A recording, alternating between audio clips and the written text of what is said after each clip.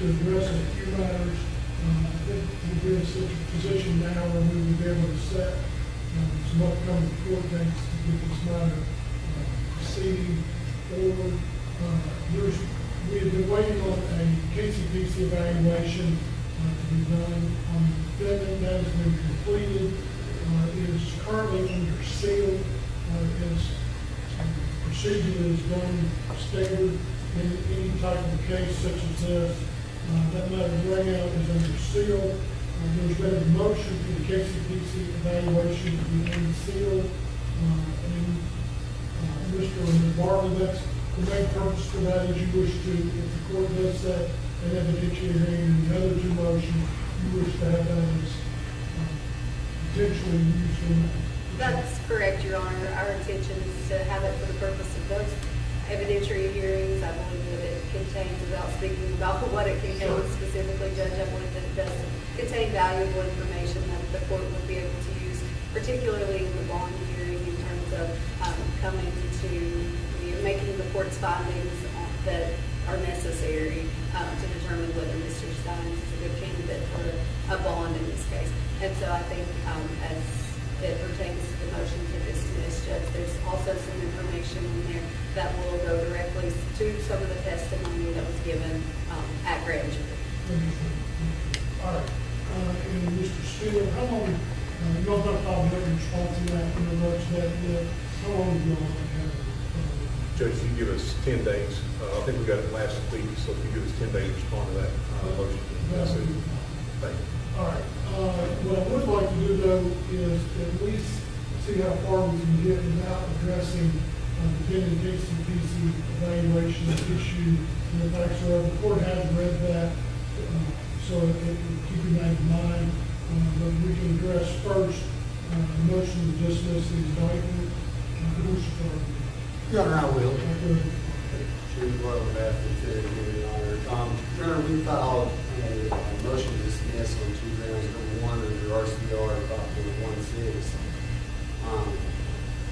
failure to provide or to add a transcript of the grand jury proceedings. Court knows RCR 5.16 requires that any testimony taken in front of the grand jury must in fact be recorded. Now, we kind of came upon that surreptitiously. We were listening to the grand jury tape, and there was a reference. Your Honor, I don't know if the court has made that grand jury. Can I speak to the content of the grand jury aside from what I think? Yeah, and for first record, the court has been providing a transcript, a CD recording of that we use for the Thank you, Your Honor. So there's a reference to one of the grand juries that said, in our last meeting, or in our previous meeting, and I'm paraphrasing. No.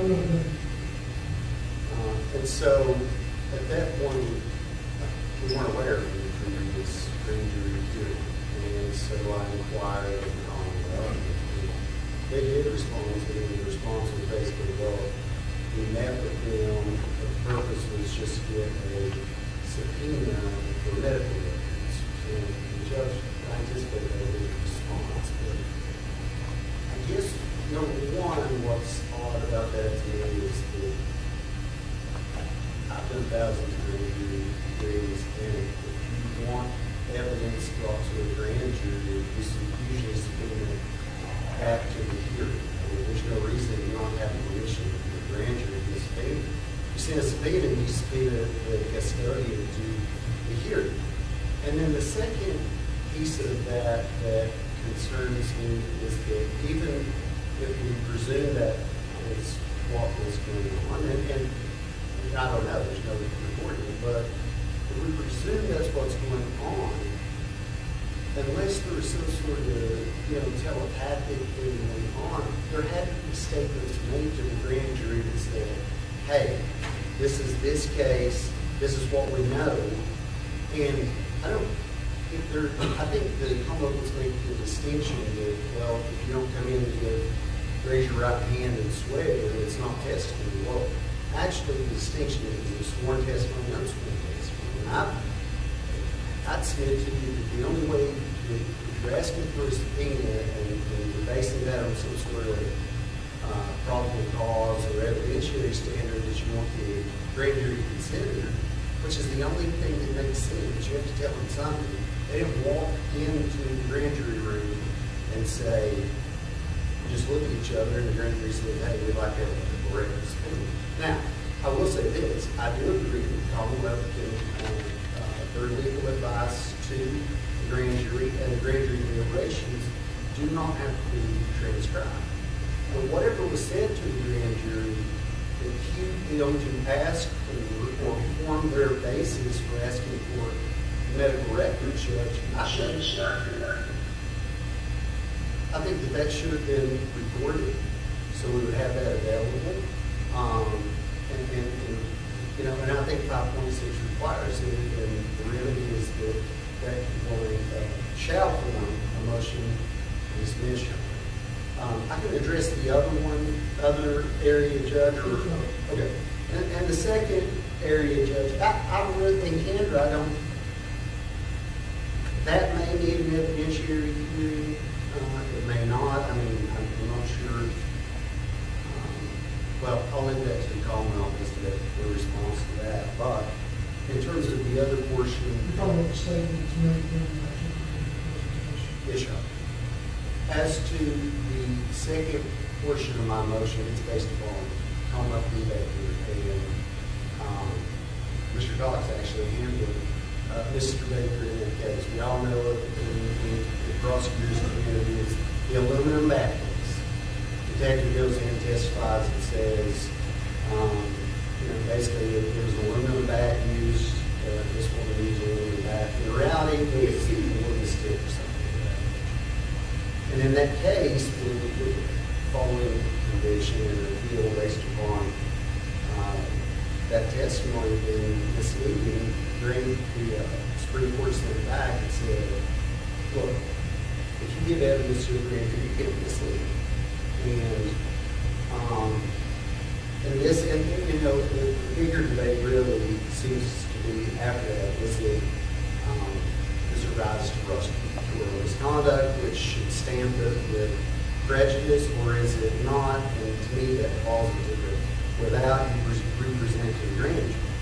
And so when I look at the grand jury transcript, Judge, again, without getting into the KCPC report, one of the big things that bothered me was the grand jurors. First of all, they spent nearly half the time asking questions, and a large portion of those questions concerned the mental health of Mr. Stines. And the last question before the grand jury retires from deliberation was, so he was in the same mind as far as the investigation is going? The answer is yes. That's Detective Stanford testifying. Now, first of all, probably not an appropriate thing for Mr. Stanford, Detective Stanford, to give an opinion on, but the rules of evidence, I get it. I mean, if there's an evidentiary issue, that's not what we're talking about. But here's the thing. If you're going to let a detective testify about sanity and render an opinion, that grand jury takes that to heart. He's seen all these facts. And I submit to you, without getting, I can't reference the report, but I'll say this. You're hard-pressed to find much in the way of investigation that would support the adverse. And so, this is what I believe. I believe that had they not been told by a prosecutorial stamped witness, someone from the government, that he was sane, they wouldn't have died this case. Or at least they might not have indicted on murder. And so, what I think, Judge, is that even if the court didn't find that this arises to the level where this case should be dismissed with prejudice, which is what we would ask, at the very least, I think this thing should be remanded back and sent back to the grand jury and let them hear the correct evidence. If that statement be corrected, or at least take it out I mean, I don't think they have to put on evidence that's exculpatory for us. And I don't think that it's a, they can let somebody opine to what an expert would say, even if it's a layperson. But if you do that, it can't be wrong. That's a pretty risky thing. And here, the investigation, it definitely didn't show anything. And there's other additional issues, Judge, and that's one of the things we want to have the evidentiary hearing for, is to ask about all these statements and what the detective had in terms of the investigation. We want to put that on the report to show why we believe that was missing, in addition to anything else, Judge. And I would, if you agree, you require bad faith to Yeah, I mean, Judge, I think that in the Baker case, they said it was reckless. I mean, it was basically, and I think and I do think it's at least reckless. But I think we need to hear more about what Detective Stanford knew. What he knows now doesn't matter. I get that, it's irrelevant, right? But what he knew the day he testified is very relevant. And I can think of one witness, an attorney, who specifically said, I think he's had a psychotic break. And so to say that your investigation so far is showing us in the same mind, yes, I think there's at least enough there, Judge, for letting me put the witness up there and ask him. And then, Your Honor, there are additional items that I think are also of concern. There's a question. I cited those, Judge, and those are additional items. If the court doesn't want me to go about each instance, I'll just say that is the sort of thing that I think we need to know from Detective Stanford. If you knew these things, why did you answer this misleading way? And I think it's reckless at best. And I don't know. We need a hearing to find out. That's what I'll answer. Unless the court wants to certainly take it under submission and dismiss without an evidentiary hearing, we would request that as well, Judge. But if not, we would ask you to put on. Thanks. Thank you, Your Honor. Your Honor, the Commonwealth is of the position that we certainly acted in compliance with the rules of criminal procedure here, the rules specifically that were cited by defense counsel. And we would ask that if the court to dismiss the motion, to deny the motion to dismiss the indictment as it's wholly without merit. Your Honor, here, counsel is correct in citing Rule 5.06 that we could have unilaterally issued a grand jury subpoena to obtain these mental health records. That is a power that the Commonwealth does have.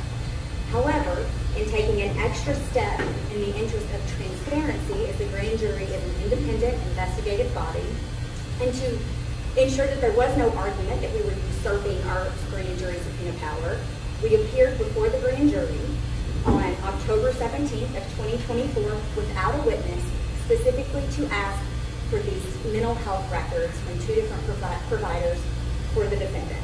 We appeared at that time. There was no witness. There was no testimony presented. Counsel, again, is correct that pursuant to Rule 5.16, had testimony been presented at that time, it should have been recorded and would have been required to be recorded. Who appeared from the Commonwealth? Myself and Mr. Steele. Only the special prosecutors were present. No witnesses appeared on behalf of the Commonwealth. And so, Your Honor, the rule is clear. It requires testimony in order for there to be a requirement for recording. And there was no testimony presented at this time. And I think that is apparent. The court now has a copy of the actual recording of the grand jury proceeding for the testimony that it was presented on November 21st, the only time that testimony was presented.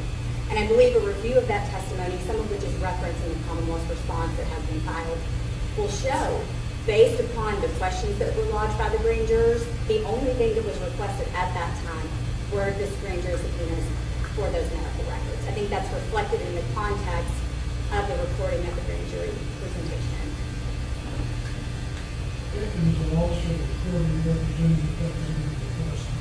I'm sorry, Your Honor. Were you as an officer before representing that was your request made? Yes, Your Honor. There was no further commentary or anything? No, Your Honor. Specifically request for those grand jury records, for the mental health records pertaining to the defendant, one from ARH and one for Leslie County Detention Center. Just a point of clarification, if I understand your question, as you can imagine, nobody in the grand jury room needed to be told what case this was, or anything regarding the I facts. don't think that's. So when we went in and we said we're the special prosecutors in this case, we're here just so that we can get a grand jury stand for mental health records. They began asking questions, of which we did not have an answer to. We never answered any subsequent questions other than that. That's something we're looking at. That's part of the investigation. Those matters will be presented to you later. There was never, of course, at this point in time, the preliminary hearing argument had, the video was already out. Other videos had been released. There was nothing we added at all to, or any conversation regarding the case other than the investigation and why we need the reasons. That would be it. And Your Honor, additionally, we asked the grand jury to memorialize what was being requested and as far as the grand jury subpoenas in writing, which was offered by one of the members of the grand jury and signed off on by the foreperson. The verbiage of that is reflected in the response as well, but specifically which records they were requesting and authorizing via grand jury subpoena. So those grand jury subpoenas were issued, the records were received, those records were then promptly provided to counsel for the defendant on December 4th of 2024 in the very first discovery action. So in compliance with our discovery obligations, Your Honor. So the Commonwealth believes it's clear, based upon the rules of criminal procedure, that we acted in compliance with those rules. We have additional arguments as far as the Jackson case. However, the Commonwealth does not believe it's necessary to delve into those at this time unless the court would like to hear them as they're reflected in the response. All right, thank you, Your Honor. So clearly, we do not believe any evidentiary hearing is required with respect to the argument that there was no recording made.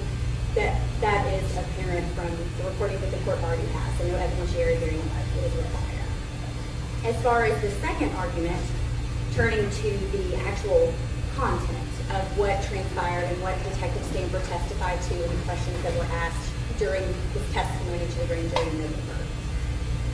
Your Honor, I think defense counsel is conflating the role of a grand jury proceeding with the role of a criminal trial. It is very clear under the law that they are distinctly different proceedings. The grand jury is an investigative body. The Commonwealth has no obligation, as reflected in an abundance of case law, to come in, to present exculpatory evidence, and to attempt to mount a defense for the defendant. That is not the Commonwealth's obligation. Additionally, the rules of evidence, particularly Rule 1101, does not says that the rules of evidence do not apply to grand jury proceedings. So, hearsay, opinion testimony, the right to remain silent, all of those things are not required to be adhered to at a grand jury proceeding. If they were, our grand jury proceedings would be the same length as a criminal trial. It's not tenfold.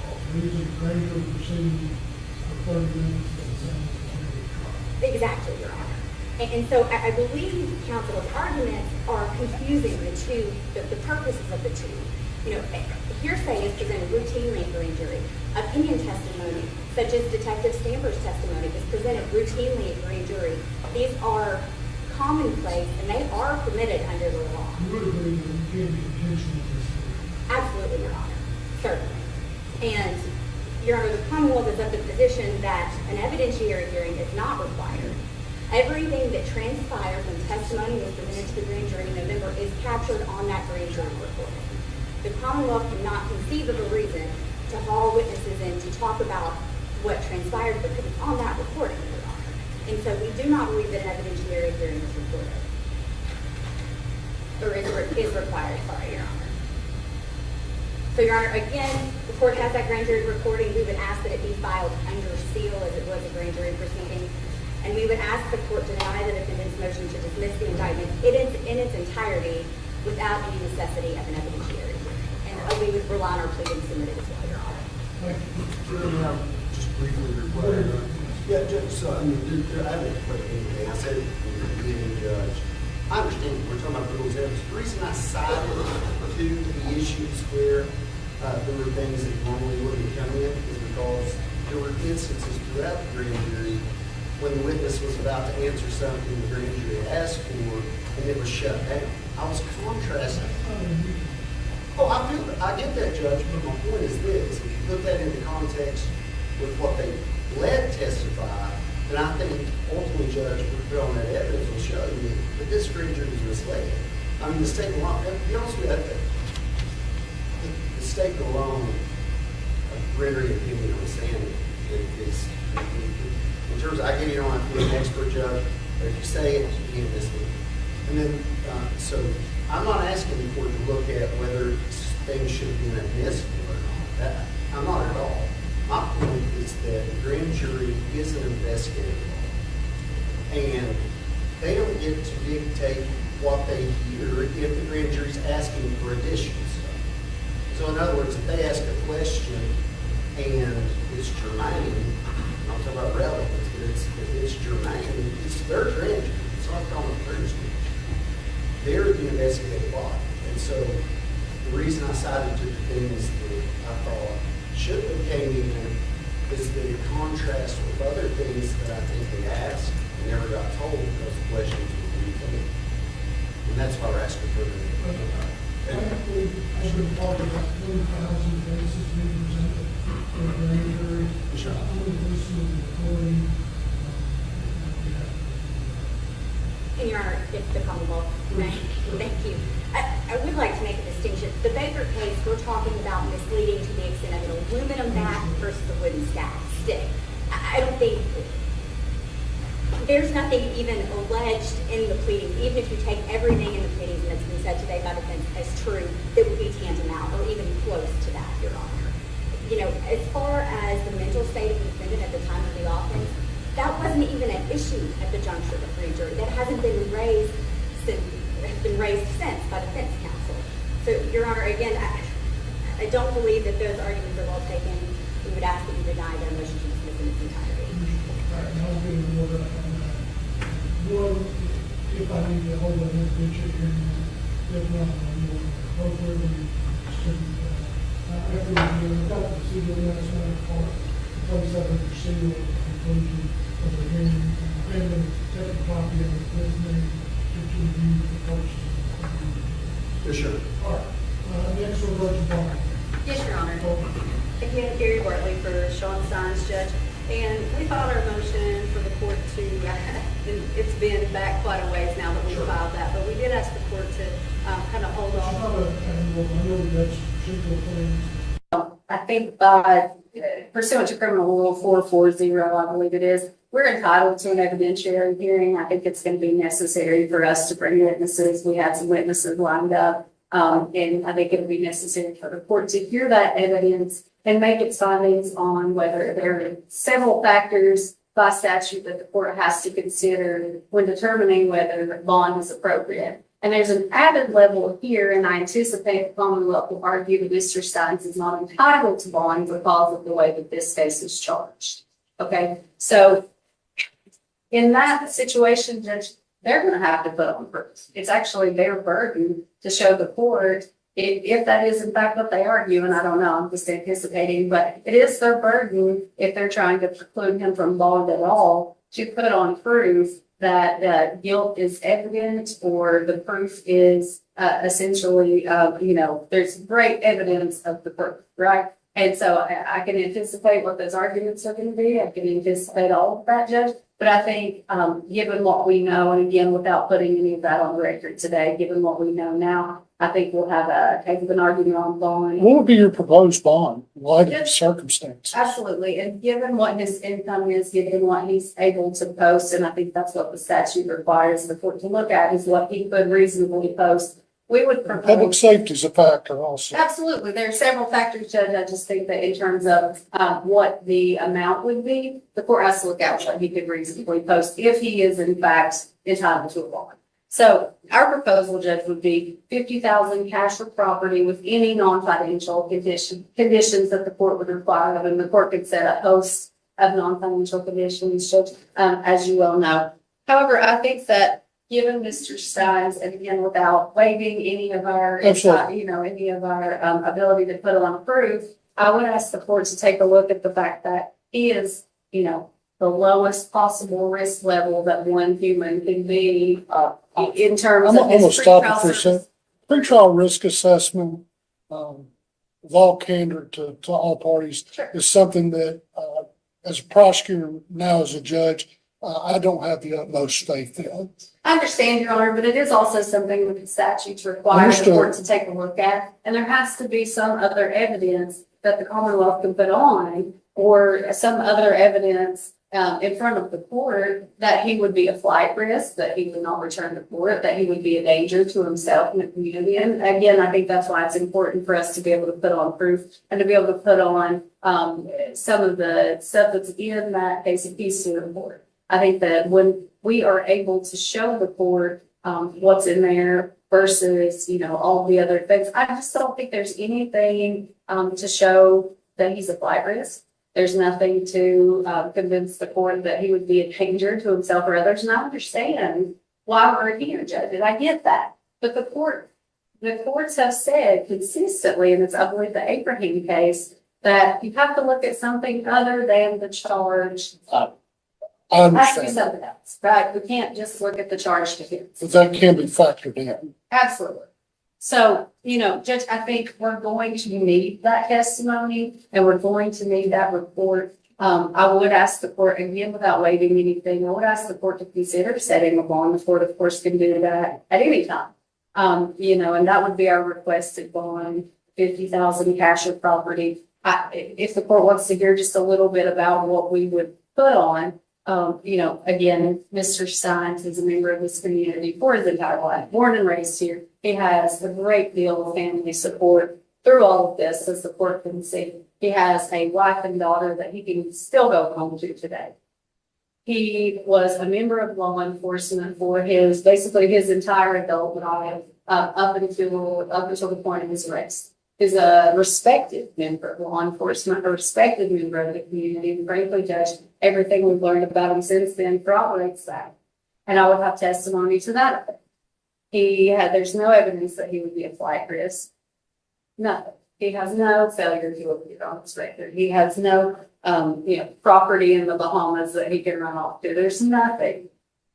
This is a man with a great respect for the law, and he's built his life around upholding the law and serving his community. Judge, there's nothing that I've seen, that anyone's seen. And frankly, when we put on our proof of the court will see, there's nothing to say that he would not return to court. There's nothing to say that he would commit another offense. There's nothing to say that everything in this pretrial services report, respectfully to the court, is not correct. That he's a low 0-0 risk, Judge, because this is a man who, again, there's, with all due respect to the court and to everything that, for the reason why we're here, the court does have to look at something other than the offense charged. I know it's a good one. I understand that, but this, you would have to admit, is a unique fact circumstance. Absolutely. This is not a whodunit. The actions are very evident. What the end result of that is, that's the purpose of the case as we're proceeding. Yeah. So, all right, I understand your argument. Still, Your Honor, if I may respond, she went into a lot of the statutes. Unfortunately, she forgot the Kentucky Constitution, Section 16 says that all people are entitled to bail unless there's a capital offense. And the word she was looking for is when proof is evident, but presumption to be great. There's just recently in 2024, a Kentucky Supreme Court case on this issue. It was out of Breckenridge County, if I'm not mistaken. The site on that is 2024 WL 298-2769. That is a case in which, much like we are sitting here today, the defendant was charged with capital offenses. The Commonwealth had made a statement on the record they were not seeking death in that case. That statement made at that point in time, the judge set a bond over the Commonwealth's objection.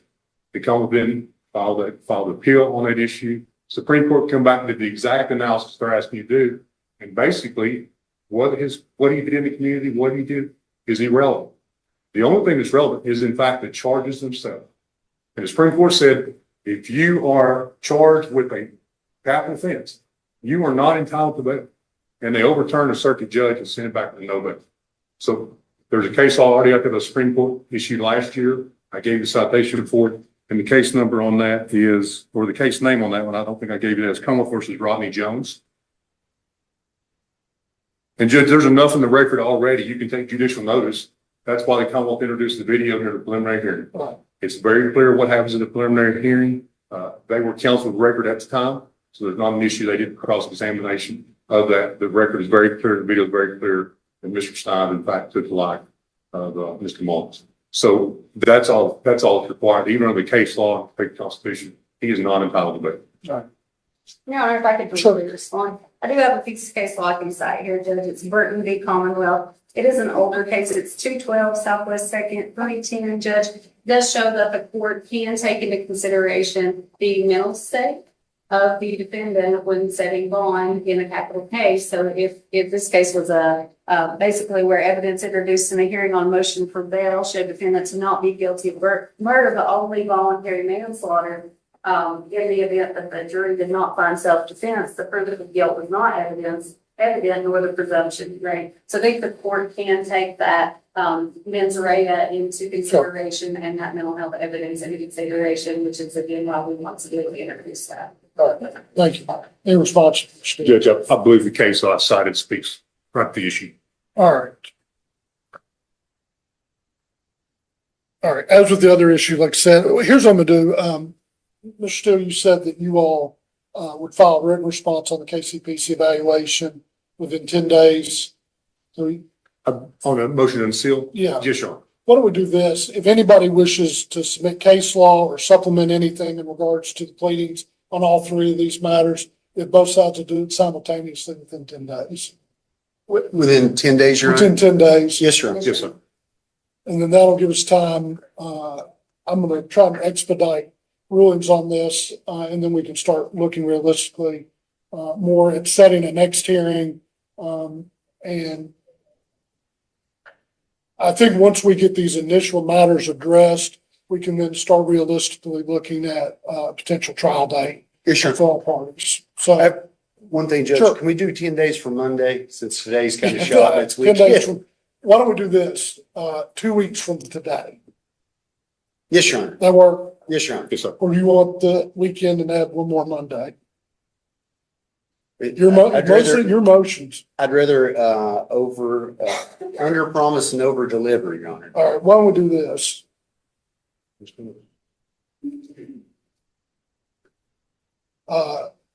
And both sides will have till Tuesday, September 2nd. Yes, Your Honor. That should give everybody plenty of time. Thank you, sir. All right, and then after I get those pleadings, I will notify the parties and we'll get a more realistic timeline on when we'll set the next hearing. Yes, All Your Honor. right, other than these three matters, I know we have one matter that we'll have to address ex parte that we'll talk about in just a minute. And for purposes of record, the Commonwealth, you've been given notice that they filed for an ex parte hearing in regards to funding. Yes, Your Honor. All right, and you're aware that the court will address that at the conclusion. Absolutely, Judge. And just to make the parties aware of the talk those in chambers, we are looking for an expert on this issue. And Sure. and there's plenty channels we have to go through depending on what those come back as for an expert also. So we made counsel aware of that also. All right, thank you, Mr. Steele. Anything else we need to address today before we adjourn before the ex parte hearing? Nothing No, more Your to come.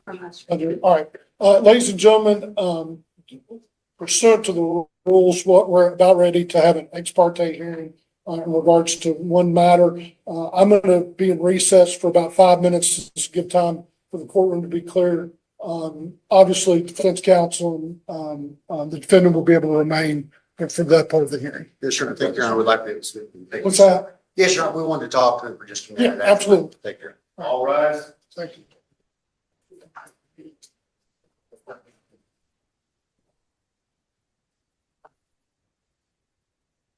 Let's start clearing the courtroom, please.